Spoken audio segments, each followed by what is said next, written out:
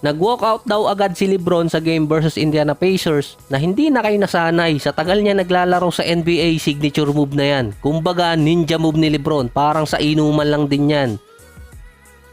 Na parang kapag hindi ginawa ni LeBron na nag-walkout siya sa isang season, may mangyayaring masama. Malay nyo naman, ihing-ihi na si LeBron. So sa ganda naman ng simula ni Rui Hachimura at ni Austin Reeves, hindi nila naituloy yun sa second half. Hindi sila nakapalag dito sa Indiana Pacers. Si Tyrese Haliburton meron 21 points at 8-8. Si Piolo Pascal naman nasa 22 points at 11 rebounds. Si LeBron 16 points at 10 rebounds na may kasama pang 8 assists. Si D'Angelo nag-struggle 6 points at 3 out of 14 sa field.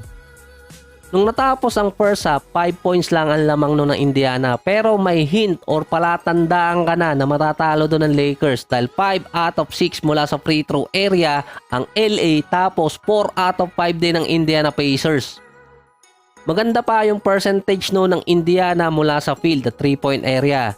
Since last year pa, ang Lakers nakakakuha ng advantage kapag sila ay lumamang ng malaki sa free throws, so libreng tira.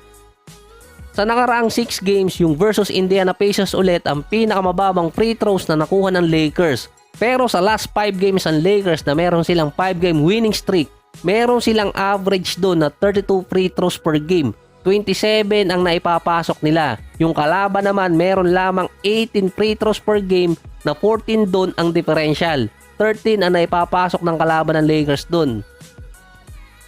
Yung iba mga teams nagrereklamo na kung bakit nakakakuha ng maraming free throws yung Lakers. Sabi ko dati, kasi nga gumagamit sila ng mga players sa loob ng paint kaya nakakakuha ng free throws.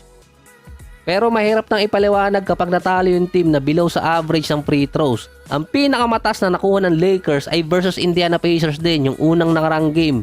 38 out of 43. 9 out of 60 naman doon ng Indiana. 4 na straight games ang Lakers na meron 30 plus free throws. Kaya nga sabi ni Coach Rick Carlisle, imposible mong matalo ang isang team kapag malaki din yung diferensya pagdating sa free throws. Kahit yung coach ng Raptors dati nagreklamo at pinagmulta pa ng NBA. Ang LA din ang number 1 team pagdating sa free throws this March. Number 4 naman sila sa buong season. Ang 2024 din ang taon na mababa si LeBron pagdating sa attempts mula sa linya. Wala ding player sa Lakers ang kasama sa top 10 ng most free throws ngayong taon. Si Anthony Davis pang 13, 5 out of 6 per game.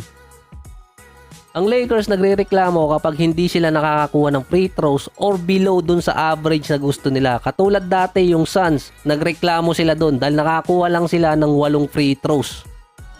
Yung Bucks at Sixers, nasa kanila yung dalawang players na maraming free throw attempts. Si Giannis at si Dame, almost 19 free throws per game. Ang nirereklamo lang naman ng iba doon, matagal tumira ng free throws itong si Giannis. Si Embiid naman ang number 1 sa attempts sa free throws na meron siyang 12 per game. Base kay Haliburton, kung sino ang mas maraming free throws sa isang game, makokontrol niya yung game dahil nga sa pace. Makakascore sila na hindi nababawasan yung oras. Yung iba naman sinasabing pinapabura ng mga referee yung Lakers pagdating sa linya. Since last season pa, nasa mahigit 1,000 free throws na ang Lakers mula pa nung nakarang taon hanggang ngayon. Hindi pa nakakalahati doon ang susunod sa kanila.